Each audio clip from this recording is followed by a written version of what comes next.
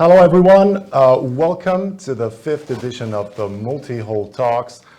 Thank you so much for joining us live as we're streaming, and it is a special edition of the Mul-Tea-Hull Talks today. Before we start, I'm just going to start by explaining for those who are joining us for the first time what Mul-Tea-Hull Talks actually is. It's a series of meetings online that we're hosting here with team members, but not exclusively Sunreef Yachts team members. And in a minute, I'm going to explain why. We're broadly speaking about the Sunreef family, and it's an extra opportunity for all of us to meet online, have a cup of tea, and have a nice conversation. Basically, this is what it's all about. And this edition of the Mul-Tea-Hull Talks is actually quite special because today we will have the honor of speaking to two Sunreef yacht owners. So quite an exceptional edition of the Mul-Tea-Hull Talks. We're joined here today by Mr. Philippe Godin and Mr. Christian Brown. Hello. Bonjour. Bonjour, hello. Bonjour, Philippe. Hi. And right here in Poland, I am joined by company founder and president, Mr. Francis Lapp. Hello, Francis. Hello, Philippe. Hello, Christian. Hello, Francis. Ciao, Francis. Ça va bien, oui. Wie geht es dir, Christian? Gut? Alles gut hier. Yes. We speak in three languages. Yeah, well, it's not going to make any sense if we start talking in all languages. So we agreed to do this in English, and I hope this is fine, absolutely, with everyone. Before we kick off, just a couple of words, like an introduction, so that everyone knows who are Sunreef yacht owners joining us today.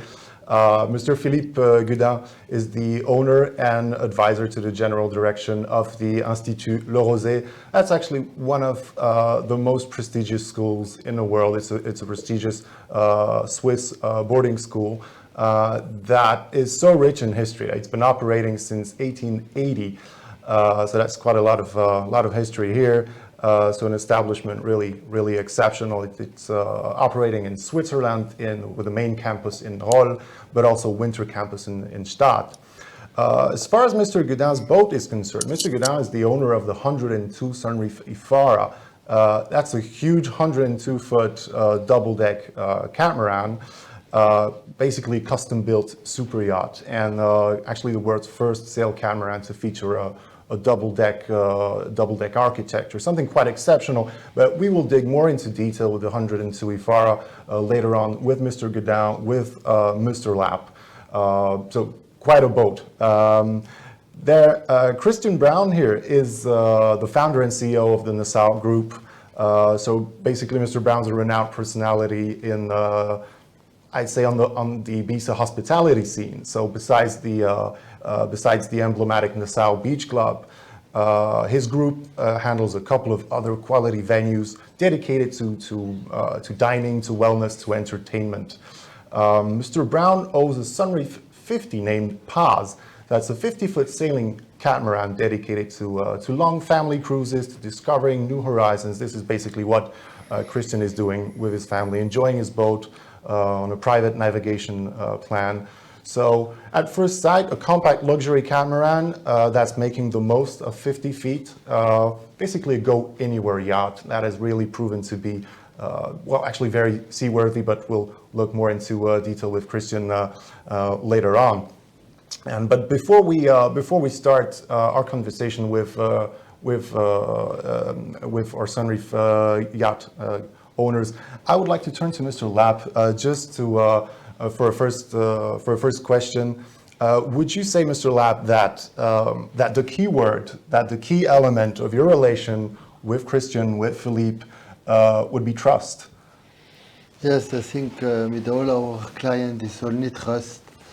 With Philippe, in this time, we never built a so huge boat. It's the first 102, also double deck in aluminium, different norm of buildings. Sunreef experience in this time was maybe 20, 30 boats. Only 60 feet and 74 feet was the biggest boat that we built in this time. I think it was not too difficult to convince Philippe, but this is only a contact between people, not only the shipyard. Okay, and as far as Christian is concerned, how? Yes, Christian, he buy a boat also only on a picture. Why this time the 50 was not built, the mold was not finished. He wants something for the family. Also, I visit him in Ibiza before we start to build. Also a friendship after. Okay, well, thanks a lot for sharing this insight, Mr. Rapp. We'll start, Mr. Godin, with a question to you. Your story with Sunreef Yachts actually goes a long way. Do you remember your first conversations with Sunreef Yachts, basically? Yes, I have been looking for building a catamaran for several years, but without finding the right people, the right person to not only to build but to talk before and to try to share my concern, my dreams about sailing. And there's we were a bit special, notably because it was not just a family navigation or a logic, a clear charter occupation. It was really a multi-task purpose. And it was quite difficult to find people able to listen to me, to understand the project, and to share my dreams. And with the Lab family, Francis and Nicolas, it has been immediately, we felt the good relationship, and we built the confidence very quickly. And then I decided to start immediately to build this boat. So it's not only a story about, technical things, but it's also a matter of chemistry, right? Of finding the right partner to build an ambitious project, right? We were together with another client of Sunreef, a future client, Eric. We bought another yacht just before building his shape, and Eric was much more precise than me, wanted to have more details, more information, and he started to turn around the world to find the right shipyard. And after 1 year of consideration, he found that the best one was Sunreef. So him, after very serious and technical and scientific consideration, and me just on the basis of our relationship, we arrived at the same goal, the same idea that it was the right place to build our boats. Okay, so you arrived to the same conclusion, but you by the means of intuition, and the other customer by the means of research. So, okay, absolutely, that's great to know. And at the time, we're obviously here also to talk about the 102 Ipharra. So at the time, you did have an idea of the boat you wanted to build. Do you remember, what were the guidelines, what kind of boat you were looking for at the moment? How did Ipharra originate? Before deciding to build Ipharra, I booked boats all around the world, and very different kind of boats: monohull, multi-hull, small, big, alone, bareboat, or with captains or with crew. I really wanted to have a long personal experience before deciding to build my own boat. And after all these experiences, I knew quite well what I wanted. And notably because I wanted something suitable for the rosé and for inviting my students aboard. So it was quite important to have this previous experience before deciding to build my own boat.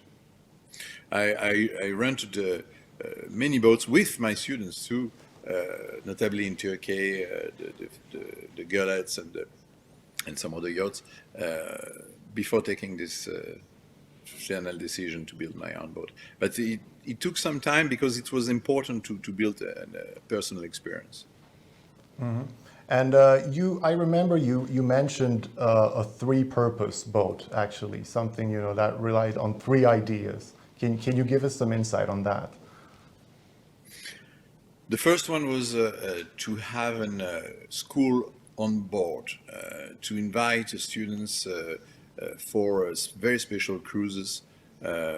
One was the Mediterranean Creuset de Civilisation. The idea was to travel to cruise in Greece and Turkey, and with lessons of philosophy, geography, history, geopolitics, and excursion on land to really try to understand why Mediterranean civilization has been so important in our history and the history of our own civilization.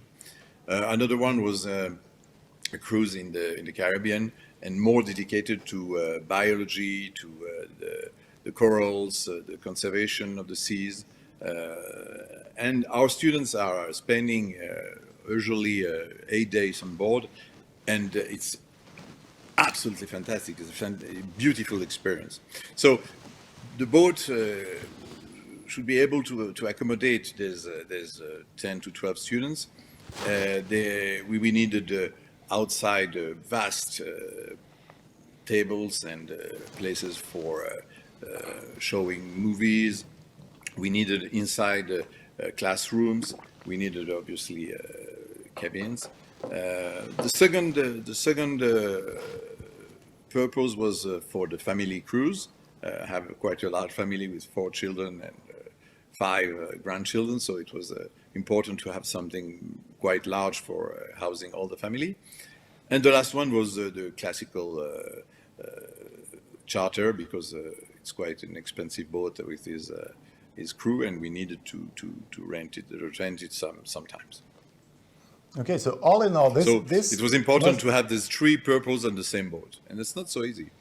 It's not so easy. This is what I wanted to ask Mr. Lapp, because it does sound like a very ambitious project. It's a school on the water, it's a charter machine, and then again a catamaran for private use. How does Sunreef usually react when we hear, that sort of question? Do we say no up front, or what do we say? Okay, in Sunreef we say never no. You never say no. Okay, we have the chance to work together with Philippe, with his designer. We visit the school, and his designer, he help us for the design for this boat. Okay, so it's to better understand. Yes, together. the Yes. needs. Okay, that's great. Yes. Okay, I want to turn to Christian with the next question here. I remember seeing you a lot at the shipyard during the build process. So it looked to us like we have actually met someone very experienced, a very experienced customer. So first things first, can you tell us a bit more maybe about your sailing background? Before you got to meet Sunreef. Yeah, since I'm a child, my parents always used to have motorboats, so I've been weekends on the water. But when I was 14, I started to believe much more in sailboats, and this dream arose in myself to really go beyond the horizon and to sail around the world. And so that's where I fell in love with sailboats, and I've been interested in them. But it wasn't till many years later, since I was 28, I was able to board a catamaran at one of the bigger mass production boats, and totally equipped it for this sailing around the world. We just had our first child. I was married already to my wife. And there we took our really first impressions, experience around sailing. But then we decided to have a second child, so then it was motorboarding again, because we stayed on land basically. And so then many years, the dream was always there. And I've been studying and reading about boats all my life. And in every port we went, my wife, when she saw Sunreef, she said, "Oh, we have to go there. It's a Sunreef. We have to see how she looks like," and so forth. And then this opportunity arose when I saw the new line and the new design of the line which is being sold right now. I totally fell in love, and we grabbed the opportunity and then flew up to Gdansk, and and signed basically right away, because the technical part and the beauty of the boats we had seen, but then we were also amazed about the treatment and the personality the team puts into each project. So yes, that was the start. Okay, and Mr. Lapp, you mentioned you visited Christian in Ibiza on the way, I think? Yes, yes. Yes, what were you talking about? What were your, was it business or pleasure only? No, it's only pleasure. Yes, yes, Okay, Except for a couple of hours with my crazy ideas. yes, yes, yes. Okay, but it must have been a mix of pleasure and technical talks. But tell us, Christian, how did you get to build the Sunreef 50 Paz? What was your idea? What kind of crazy ideas did you have, to share with Sunreef? Well, since all my life I've been reading about boats and imagining and working to be able one day to buy one. I had a whole list of items I wanted to have personalized, or I would have loved to have on board. And I was really actually amazed because there's no other shipbuilder which at this size we purchased, because we purchased the smallest Sunreef ever built, which is 50 foot. And so I was really amazed that they really took care of each and every idea I had, which was possible at least to build into the boat or to change during the building process. And the level of personalization is just what amazes me about Sunreef. Okay, well that's great, because this was originally, I think, the idea for the Sunreef 50 is to have a quite compact boat, but at the same time to keep the level of quality, the level of finish, and the philosophy, to keep it more towards the let's say the super yacht quality and the super yacht quality of finishing, or the super yacht philosophy, more or less applied to a more compact structure. And we were talking about this a little earlier. The way you used your boat, the Sunreef 50 Paz, is actually a boat that you want to go, you want to take everywhere, and you want to discover the world with the Sunreef 50 Paz. Can you tell us a bit more about, where did you go when you left the Gdansk shipyard on Sunreef 50 Paz? Yeah, so Paz is totally equipped to go around the world for circumnavigation, and we started right away from Poland, going up to Denmark and Norway, and into the fjords, and had spent June and most of July up there in outstanding sceneries. And we took advantage as the boat was being built in Poland to go up there, because then I knew that once the boat's in the Med, that we wouldn't sail all the way up there again. So we took advantage of that. That was really, really an experience, nice experience. And then Paz went down to the Mediterranean. We had a month here, sailing around Spain and France, and then it was on to cross the Atlantic. So we crossed the Atlantic over to St. Lucia, and all the way up to Miami, where Paz was on Miami Boat Show. So just in a year, we've sailed around 18,000 miles already, and the boat's still behaving great. The 50 foot for me has the great advantage that you can have crew on board. You can have 2 crew. This is the way we started, but then we didn't get along too well with our crew, and we decided to go on ourselves. So then we could, as a couple, with some help of my bigger son, we could perfectly sail her alone also. Mm-hmm. So Francis, would you say that this is the right size for couples, for instance, if they want to navigate without crew? Yes, for starting, I think it's the right size, yes. Yes, and maybe... What Christian said also, we take care of the client from the 50, same like when the 100 is the same. And the customization is the same of the 50, what of the big boat. Exactly. So yes, the same philosophy applies, to more compact boats and bigger boats. Absolutely.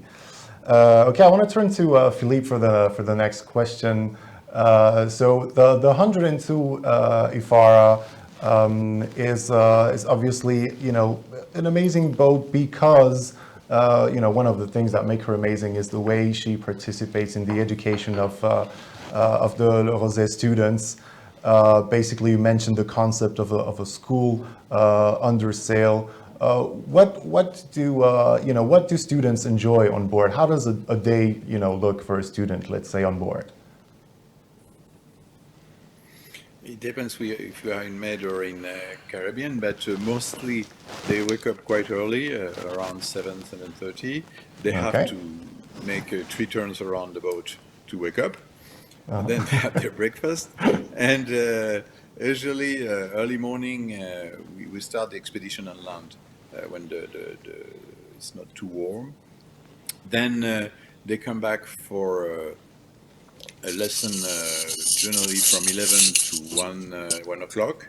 Then they have the lunch and siesta. And on the afternoon, they have mostly they use the sea toys during 1 or 2 hours. Then they have again lessons or expedition on land.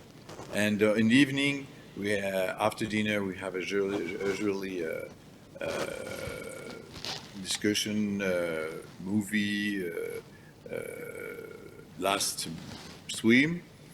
And they go back to the cabin, but usually very shortly after they just come back on the bridge, on the cockpit, and they use to sleep. They love to sleep on the very big bench we have on the cockpit. Okay, so but I remember that aft cockpit is used for video screenings as well, right? Right, Yeah. it's a very nice place. We can use it for the videos, for the conference, for the lectures. It's a fantastic meeting point. Okay, and what That's why about we the? decided we decided to have, in fact, a lot of outside places on Ipharra. The saloon, the carré is very small. The people sometimes on charter are surprised because there is no really place inside. Inside there's only the cabins, and in front on the first deck, the classroom, which can be also used as a dining room. But all the space is more or less outside. And So that's extremely everything. important for... Okay, everything inside suggests go outside and discover the world. Absolutely. Okay, and as far as but this inside is also very important, right? Because you have students on board. So I think we designed like a very smart custom layout. I don't know if you remember, Mr. Lapp, what we've done, but they're like the twin beds were important. It was very difficult to make all these beds in the boat, Yeah. the size of the boat. You have a little bit of a classroom, conference room, something like this in the bow as well. Okay. And as far as the sports activities on board are concerned, I think you have a little sailboat, I think, on board, right? Yes. We have two reverso. It's a fantastic.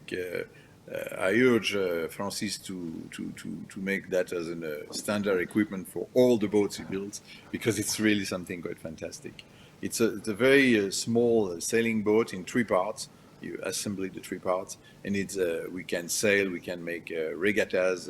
It's really fantastic. We have also a full diving equipment for up to 10 people on board, with the bottles and the gonfleur and all the material. We have also obviously the usual toys for skiing, skating, etc. Okay, fantastic. Thank you so much, Philippe. One of the things that you also suggested, Mr. Philippe, is I think that you both, you and Christian, share some insight into your yacht's performance. I know it's not the most important, the key element to understanding what Paz and Ipharra is about, but I think you both had some experiences with some extreme weather and some extreme speeds. Mr. Goudin, would you like to begin? The normal cruise speed under sail is between 8 to 12 knots according to the weather. But sometimes something can happen, and during an Atlantic crossing, on a surfing down to very heavy waves, the speedo mentioned 24 knots, so it was quite interesting. That's impressive. Okay, for a huge luxury boat, and basically very impressive. And you Christian, I think you mentioned one memorable night in Brazil when you had some extreme weather on the way. Yes, well, before crossing the Atlantic, the maximum speed was 16.1 knots. And then we had this one night we were sailing up from the British Virgin Islands to Miami to the boat show. And we had 25, constant, gusting a bit more, quite nice, 2 to 3 meter waves from the back, and full moon. It was a gorgeous night, and suddenly it marked 22 knots. So this was really crazy. Okay, well, yeah, that was the best. That's amazing. Okay, and we were talking here at the company as well about all the about boats being more than something, more than a product to enjoy. We were talking lately about feelings, about emotions, about what owners get to feel when they go on board. So my next question to both of you will be your first time on board, or your first big memorable moment on board. How did it make you feel, Philippe?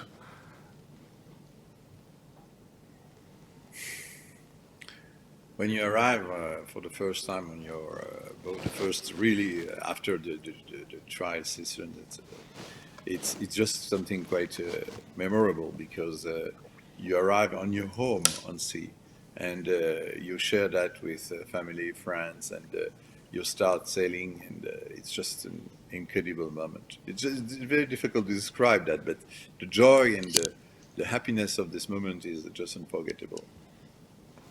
And then Christian, your big memory with Sunreef 50 Paz, like your first impressions when, any memorable first impressions? No, well, since Paz was the first 50 to be built, then I got the real feeling once she was done. So it was really impressive to see her laying there in the water, the width she has, and all that was really crazy. My most memorable moment from the beginning was when in Bergen, all the way up in Norway, we started sailing on our own, and we had 3 days of 35 knots going down towards Denmark, and then on just our own family experience. That was, I think, the most memorable of the first weeks. It must have been magical. But I remember you shared some pictures of Paz by the fjords, by some epic waterfalls. It was absolutely amazing. I remember that.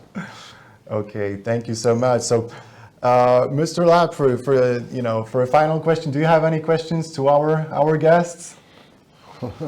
When you change the boat? I expected that.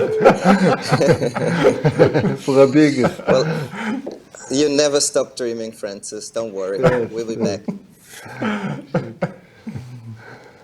For me, it's yet decided. We have a long discussion with Francis, long exchanges about the fabrication of 40, sorry, or 50 perhaps, I don't know. And we are ready to build something absolutely amazing, totally crazy, for exactly the same purpose, the same goals. Well, definitely looking forward to this. Okay, Philippe, Christian, thank you so much for doing this. Thank you for joining us online for this online chat. Mr. Lapp, thank you. Yeah, thank you, Philippe. Thank you, Christian. See you soon. Okay. Thank you very It was a much. pleasure. Thank you very much. It was an honor. Thank you so much, gentlemen. Bye-bye. Bye-bye. Bye-bye. Bye. Okay, so this concludes the Mul-Tea-Hull Talks, or 5th edition of the Mul-Tea-Hull Talks. Thanks so much for joining us all online. Of course, we'll be back shortly with more tea, more guests. And we hope to see you soon. Bye.